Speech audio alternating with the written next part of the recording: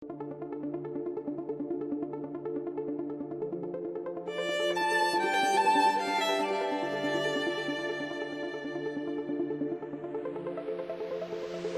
I really get too in-depth here, I want to thank Dr. Airglue right away. He's my faculty advisor for this project, and as you'll see, I imagine this will be a bit of a cumbersome project, and so I really appreciate him being willing to take it on and work with me through it.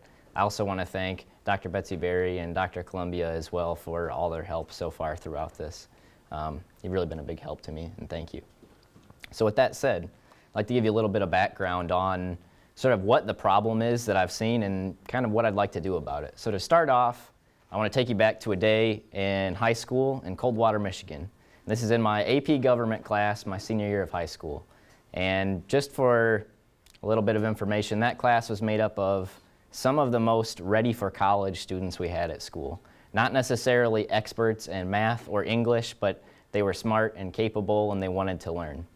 So one day stands out to me in that class, and that was when the professor says one day, okay, I just want to know how many of you are interested in pursuing engineering in college? Out of 32 kids, 2 of us raised our hands. Then he went on to say things like medicine, mathematics, so on and so forth, through the sort of STEM field, science, technology, engineering, and math. Extremely few people raised their hands and were interested. And I noticed that. And as I came on farther through, I started wondering, why is this? These are intelligent people. I think they'd be good at this. Well, it turns out there's a little more than just experience needed to do well in math. You also have to have some desire to pursue it. And as it turns out, there's sort of a critical point in students' mathematical education somewhere around the middle school ages, between grades 5 and 8. And there's actually been some research done that there's a direct link between student success in mathematics in middle school and their high school completion. So students that do well in math in middle school are far more likely to graduate high school than those who start to struggle. And really what happens there, somewhere along those ages, grades 5 through 8, students take that course called algebra. And all of a sudden, math gets hard. Letters get thrown into the mix. What are letters doing in math? A lot of students will ask, and it's at that point when either they follow through and continue to do very well in math, or they begin to struggle. And I'm sure, as all of you know, once you start to fall behind in anything, it can get very difficult to get back up to speed and keep going. So what I've decided is that I believe personally that opportunities for hands-on experience, especially during that age, can sort of ease students past this so-called critical point in their math education. So I started thinking about this, and the last few years I've tried to come up with an idea for how I could do something beneficial. And so I decided that maybe the best way would be to make some sort of sustainable after-school environment where students can come, get some hands-on experience related to the topics they're learning in school, and also have some opportunities to learn about potential career fields in the STEM area, and as well as meet perhaps some college mentors. So in this case, students from IPFW who work one-on-one with students and can help them understand what college is like, what they need to do to be successful, how much fun they can have, that sort of thing. So that's sort of in a brief idea what I'd really like to do with this project. And I decided that the best way for me to do that would be to create the Junior Space Agency. So the idea here is it's an after-school program providing hands-on experience in 3 major topics. One being electromagnetics, the study of electricity and magnetism. One being mechanics, so physics and motion, and as well as engineering design. And I want to say that it's not my goal for this program to give students an extreme depth and knowledge in either of these fields. Really, it's just for them to get excited about STEM, excited about math and science, and to help them push through. I think if you can see a goal for what you're learning, it can be much easier to justify why you're doing it and trying hard. So with that said, what I'd really like to do is have this program at a minimum of 2 locations in Fort Wayne. So we'll have IPFW students come and go and give a program, make this after-school program at 2 locations. And there are lots that are very interested in this. The ones that I have listed on the screen here seem to be the most interested currently. We have the Boys and Girls Club, Kikianga Middle School, Lakeside Middle School, Miami Middle School, and Northwood. And every single one of those locations has a principal or a director who's talked with me, and they're really excited about the potentials of this program. So while we haven't decided where we'll have it, I think the future looks good in that regard. So to sort of get into the meat of the program, what it will really be like, there will be 12 missions, as I'd like to call them, which are the actual get-together days where students will be learning with IPFW mentors. And at the end of this, we'll have a culmination in our launch day. So the idea for this project is that throughout the entire school year, starting in September, ending in April, that students will be involved in the design of a rocket. And on launch day in April, they'll actually get to launch a rocket of their own design. They'll also be concurrently working with IPFW students, their same mentors, to build and launch a weather balloon. And actually, when I first started, I wanted to launch a satellite and spent a lot of time looking into that, getting started, and eventually realized that for a year's project, maybe that wasn't the first place to start. So for a sustainable program, my idea here is that this first year will help us get together this set of guidelines and principles to help this keep going afterwards. Really want to get the curriculum together, get some good feedback on what we can do better, how to make it keep going, and hopefully in the end it'll be very beneficial. So I'll kind of walk you through the missions just briefly, what the students will be learning, the kind of experiments they'll be doing, and so on and so forth. So the first one will be starting out with mechanics. And specifically, you can see I've broken it down so there's an objective. So what the goal is for each of these meetings. Also a related career. We'll talk a bit about careers after college, what students could do with the information they're learning, and that sort of thing. So the first one will be kinematics, which is the study of motion. So maybe even projectile motion in this case. So if we launch this rocket, we strap a motor on the bottom, where's it going to go? How can we know that the rocket will go up instead of crashing over on the ground or flying into someone, that sort of thing? We'll look into that. And actually the tools that I'll use to do this have been something that Brandon and I actually developed under Dr. Araglu last year. We made a science lab for high school students called the Electromagnetic Visualization Lab. And throughout my project, I'd like to use some of the tools and experiments that we've already developed to sort of ease students into this.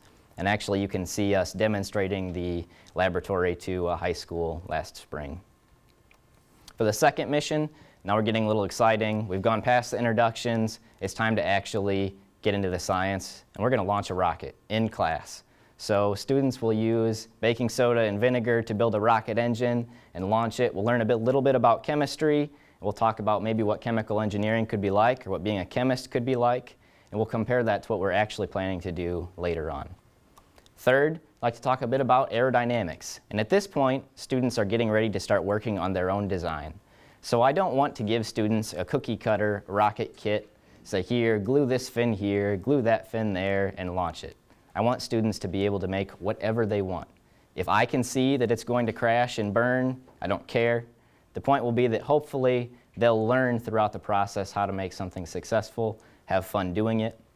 So here we'll start talking about what a rocket might need to look like to be successful. Fourth, we'll actually start working on what we might do for the weather balloon. And this is one of the more cumbersome aspects of the project, the more in-depth. And so here, we'll talk a bit about measurement devices and how they're used throughout the science fields. So in this weather balloon, we'll talk about what the payload will be. What do we want it to do? What's the goal for this? And I really want the students to be involved and have a say in what happens. So now, I don't expect students will build all the instruments needed to go inside the weather balloon, but that's what all these handy IPFW student helpers will be for. And I'll talk a little bit about where they'll come from later. For the fifth mission, we'll talk a bit about microcontrollers and programming. So this is not quite as in-depth as if anyone was here and heard Brandon's discussion earlier about programming. It's a very surface-level idea using some hardware that's made for anyone who's interested in controls to get started. And that's called the Arduino platform. It's a small microcontroller built on a board with easy-to-use pins to get started and a really simple programming interface so students can get up and going and actually make some hardware. The interesting part is, and I actually didn't realize this when I was first considering using this for the program, but this super simple and cheap technology is actually diverse enough and strong enough to be used in an industry standard. And actually, at the company I work for currently, I can see in a lot of our test benches at work, they're actually using microcontrollers just like this. So not only are these used for kids to learn, they're used in the field too, which I think is neat. Sixth, we'll talk a little bit about wireless communication. So we're launching this weather balloon. How are we going to talk to it? How do we get data from it? How do we talk to astronauts while they're orbiting the Earth? We'll actually build an AM radio and learn how that works. We'll also talk a little about other technologies like RFID and how that works. So if you have the key tag that you can wirelessly scan into a building, we'll talk a bit about that.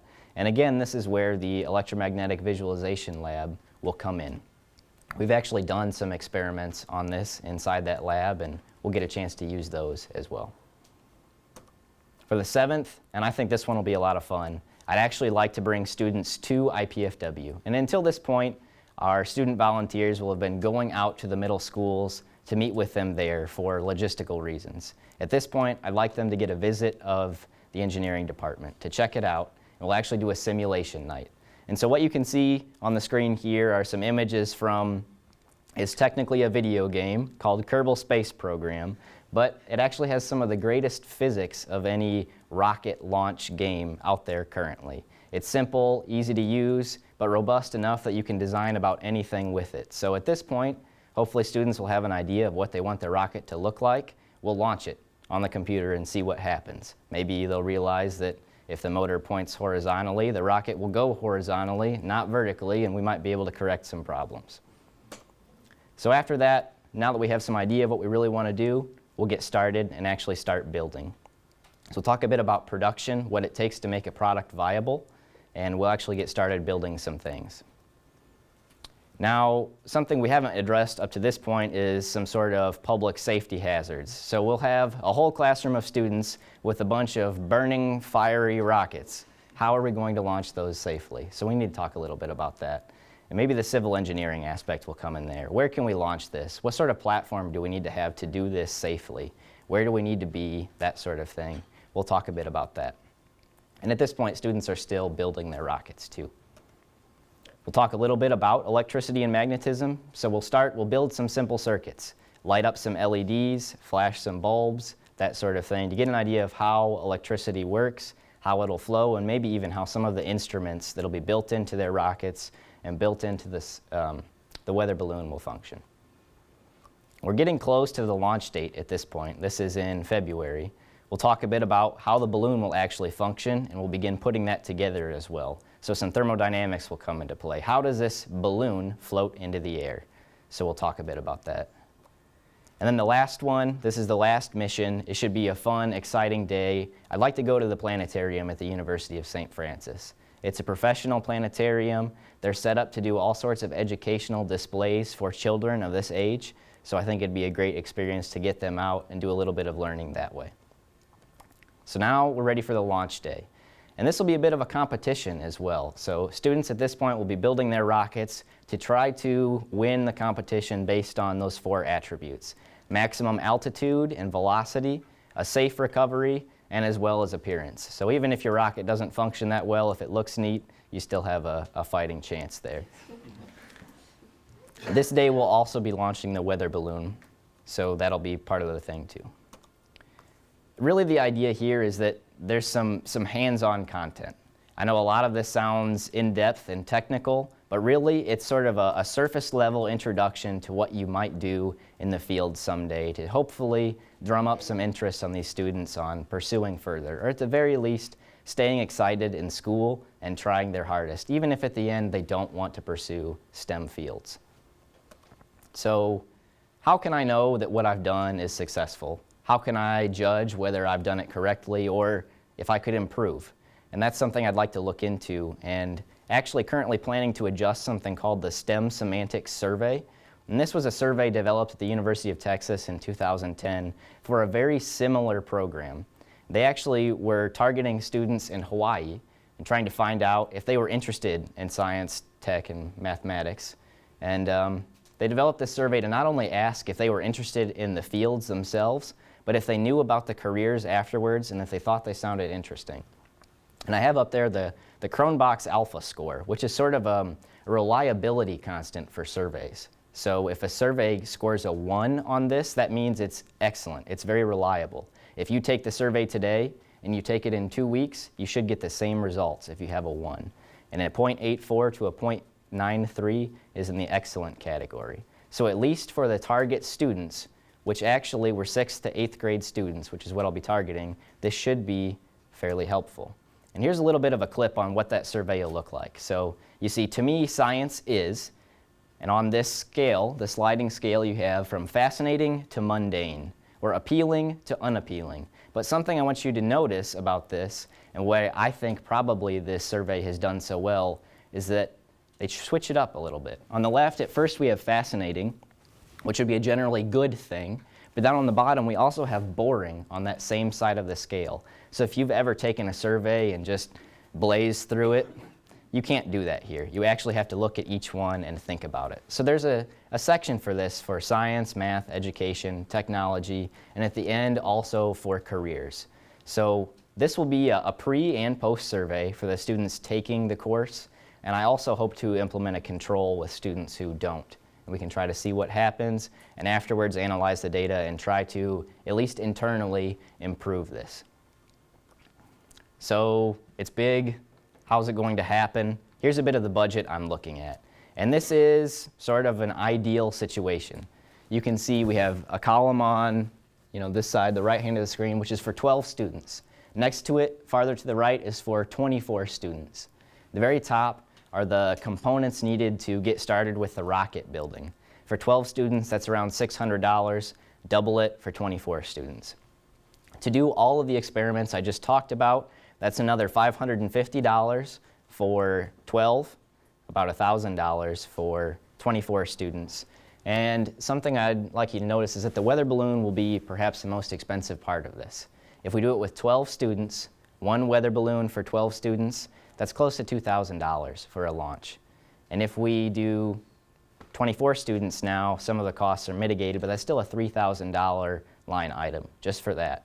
However, this includes purchasing a lot of the components needed to repeat this in later years. So if you notice, the cost for the second year for 12 students, just under $1,000, and about $1,700 for 24 students. So at the end of the day, this will be an expensive project. So we'll have to talk about how that'll happen. But first, to get anywhere, I need to have the student volunteer help to actually get out there, deliver these messages, and be involved. And so to do that, I think I'd like to have 4 student volunteers, or more if they're willing, but at least 4 to make it successful. Ideally, these students would be in a technology major, so computer science, engineering, or physics. However, if anyone's out there and they're excited about working with kids, teaching them, getting them excited about math and science, they're more than willing to join and be part of this.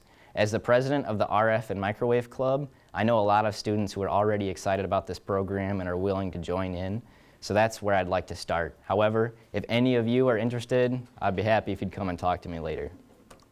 So now for funding. How exactly is that going to happen? To this point, I've applied for 2 separate grants, the first coming from the IEEE Antennas and Propagation Society, and that's a $1,500 grant. And unfortunately, I still haven't heard back. I should later this month to see if I've gotten the award or not. Also, I've applied for a grant from NASA through the Indiana Space Grant Consortium, and Dr. Erglu helped me out a lot with that proposal, so thank you for that. If that goes through, that'll be a $15,000 grant, and it will more than cover the necessary things for this project. It'll also help me fund some of the student volunteers to cover their cost in actually helping me out with this. So crossing my fingers that that'll go through. If not, there are some things I can do to adjust the budget. Some of the programs, if necessary, can be dialed back. For instance, that planetarium visit, we can dial that back. If need be, we can also cut out the weather balloon for this first year and hopefully drum up some more support for the second year. But at the end of the day, if in the next few months I don't have the funding required, we'll go out and do some fundraising to maybe seek some corporate sponsorships. I know a few companies that'll be excited to help if need be. So I think it'll be something that's definitely doable. So with that said, I'd like to show my references here and say thank you again. And if anyone has any questions, I'd be happy to try to answer.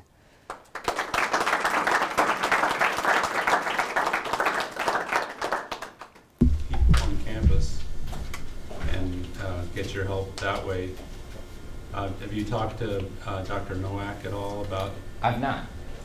So there's a big push for STEM education, of course, as you know, so that if you could integrate some of that, I think you'd get some of the help you were after. That'd be great. Thank you. Yes.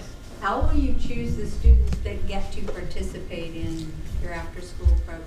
So you've got a budget for 12 or potentially 24. If you've got 40 students who are like, yeah, I want to do the space thing, what will you do? Not really certain about that yet. I think that'll come in the next few months when actually the curriculum's getting developed. To this point I've gotten started, but it's not completely fleshed out yet. I have a few months to finish that, and I'm also hoping that we'll have as much teacher support as I think we're going to have from teachers and the principals at the school. And I think if we get a lot of excitement for this, we'll be able to find a way to make it happen. Sort of going off of what she asked, I think this is a great idea, and the students will be over the moon about it. But I don't know how much of a goal it is for you to get, on your first slide you say for kids who might not otherwise pass those math classes and now they're going to be interested. I don't know how much of a goal that is, but if that is a goal, then do it at like the Boys and Girls Club, like you said, or do it at similar places where that will be your target audience, sort of no matter what. So that sort of depends on, I guess, your goals and what you want to do with the project and who you want to involve. That's a good thought. Thank you.